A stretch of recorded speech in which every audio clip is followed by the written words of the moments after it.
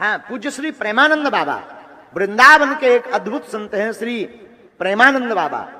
उनकी किडनी दोनों खराब हो गई तो लोगों ने कहा कि आप ये निकलवा कर दूसरी डाल लो। कई भक्तों ने कहा हम अपनी दे देते हैं। उनकी वाणी सुनकर के आपके रोंगटे खड़े हो जाएंगे। वो हाथ जोड़कर बोले, देखो भाई, हम अपनी किडनी नहीं निकालेंगे। अरे बाबा, मर जाओगे।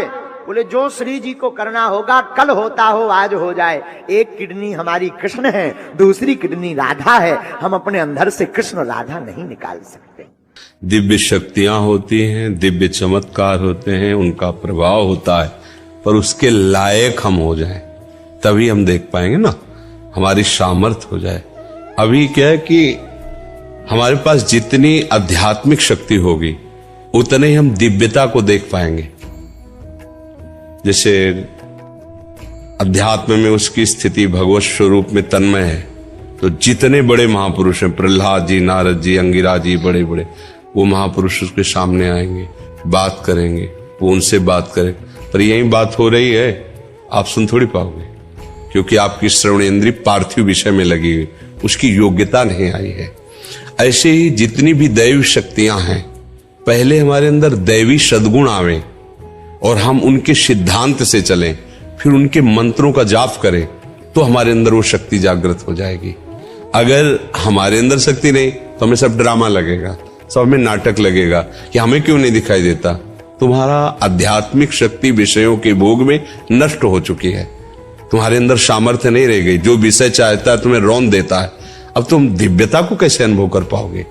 उसके लिए तो भागवतिक शक्ति से संपन्न होना पड़ेगा, तभी तो उस दिव्यता को जान सकते हो। तो मंत्र हैं, उनकी सिद्धियां हैं, चमत्कार हैं, दिव्यताएं हैं, पर उसकी योग्यता आप में होनी चाहिए, देखने की तो है। मंत्र की शक्ति, दैवी चमत्कार तभी जब आप में दैवी सद्गुण हो।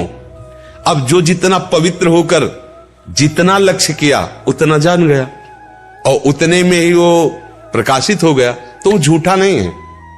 ऐसा नहीं कहा जा सकता कि झूठ है, ऐसा नहीं, ये सब है, पर तुम कितना उसे स्वीकार। हमने अपनी आंखों से देखा कि एक जानवर की ऐसे टांग में किसान के अस्त्र लग गए तो उसे खून बह रहा था।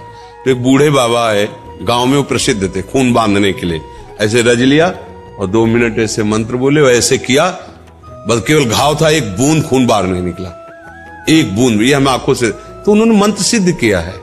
तो ऐसे मंत्र शास्त्रों मंत्र हैं जो छोटे छोटे कार्यों की, छोटी छोटी बातों की सिद्धि, पर जब भगवत प्राप्ति का लक्ष्य होता है तो ये बड़ा लक्ष्य है, फिर इन सब छोटी बातों को स्वीकार नहीं किया जाता। ये उनके समीप जाने से स्वाभाविक हो सकता है, वो नहीं चाहेंगे, वो चाहेंगे यही कि आप सच्चिदानंद भगवान में लगे। पर आपकी जो कामना है, तो कल्पतरु भगवान की आराधना करते तो उनके प्रभाव से हो सकता है आपकी कामना पूर्ण हो जाए। उनका आशीर्वाद इस बात का नहीं होगा। आशीर्वाद ये होगा कि मंगल भवन प्रभु में आपका मन लग जाए और आप भी भक्त बन जाएं, तो आप सदा सदा के लिए दुख से निवृत्त हो जाएंगे। पर ये नहीं कि चमत्कार नहीं। हमने देखा एक अयोध्या से संत आए हुए थे, बड़ा प्रभाव उनका, बहुत लोग साथ, वो हनुमान जी की उपासना करते थे। तो आए, हमारे पास भी आए। उस समय हमारी होगी 17-18 वर्ष की अवस्था। तो संतों को बड़े गौर से देखना, क्योंकि संत मार्ग में चल रहे थे, एक एक बात देखना, कैसे उठते, कैसे बोलते, कैसे चलते, उनकी चेष्टा कैसे संत। तो वो नजदीक आए और उनका कि आप क्या साधना करते? हमसे बड़े अवस्था में भी थे, वो बड़ी भीड़ उनके साथ। हमारे गुरुजी ने बताया, नाम जप करो, ऐसे ऐसे कुछ यौगिक साधन करते हैं, चमत्कार कुछ। हमने तो इसका परिचय लिया, हम तो जानते हैं। ऐसे किया, केवड़ा की सुगंध छा गई। और लोगों से पूछे, और कौन सी चाहिए? चमेली। ऐसे क्या पूरे वातावरण में चमेली। ये मतलब कहानी नहीं है, ये हम प्रत्यक्ष में देखा है। ऐसा पानी लिया, कौन से जूस आप पीना चाहते हैं, कौन सा शरबत, ऐसे कर देते, आप पियो, जो जूस बोला वही जूस। आखिरकार प्रकृति परमात्मा से ही तो है, तो प्रकृति का परिवर्तन परमात्मा मंत्र से क्यों नहीं हो जाएगा? जो परिवर्तन, खंबे से भगवान निकल पड़े कि नहीं निकल पड़े? खंबे से ही तो निकल पड़े।